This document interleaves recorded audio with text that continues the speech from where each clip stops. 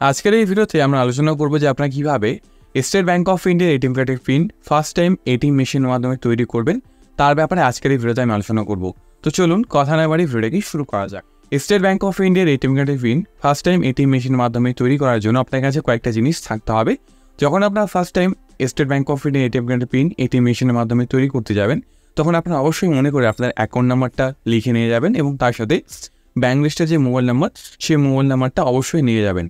কেননা যখন আপনার এটিএম কার্ডের পিন তৈরি করবেন তখন আপনাদের ব্যাংক লিস্টের মোবাইল নাম্বার একটা ওটিপি আসবে, সেই ওটিপিটা ছাড়া কিন্তু আপনারা এটিএম কার্ডের পিন তৈরি করতে পারবেন না এবং ওটিপি দেওয়ার যে সময় সেটা 45 সেকেন্ড থাকে, সেই সময়ের মধ্যে কিন্তু আপনার ওটিপিটা দিতে হবে।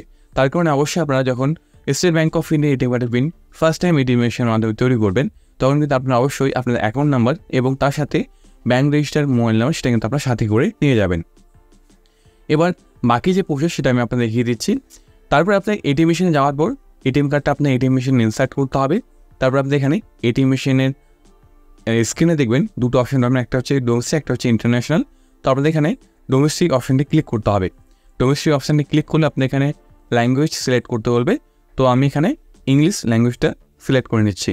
তারপর আপনার সামনে অনেকগুলো অপশান খুলে যাবে, দেখবেন নিচের দিকে একটা সেট পিন বলে অপশান আছে। তো আপনাদের এখানে সেট পিন অপশানটি ক্লিক করতে হবে।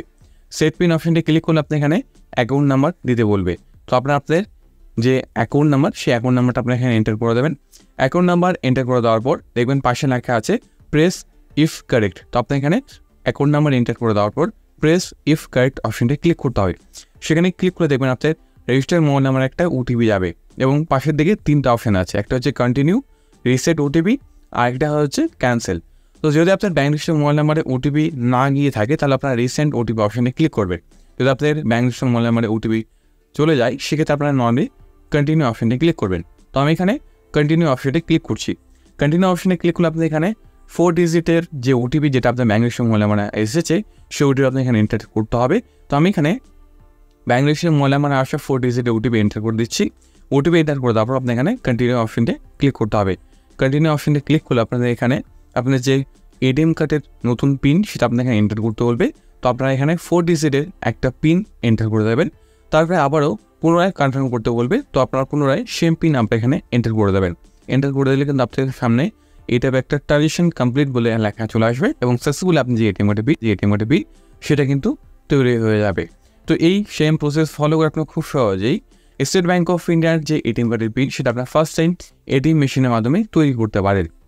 তো আশা করি আপনারা বুঝতে পেরেছেন যে কীভাবে আপনারা স্টেট ব্যাংক অফ ইন্ডিয়ার এটিএম কার্ডের পিন প্রথমবারের জন্য এটিএম মেশিনের মাধ্যমে তৈরি করবেন। যদি আজকের ভিডিও আপনার ভালো লেগে থাকে অবশ্যই এটাকে লাইক করবেন, সমস্ত বন্ধুদের সাথে শেয়ার করবেন। পরবর্তী ভিডিও পেতে চ্যানেলটি সাবস্ক্রাইব করার পাশে বেল আইকনটা সেটাও প্রেস করুন। সবাইকে ধন্যবাদ, সকালে থাকুন, সুস্থ থাকুন।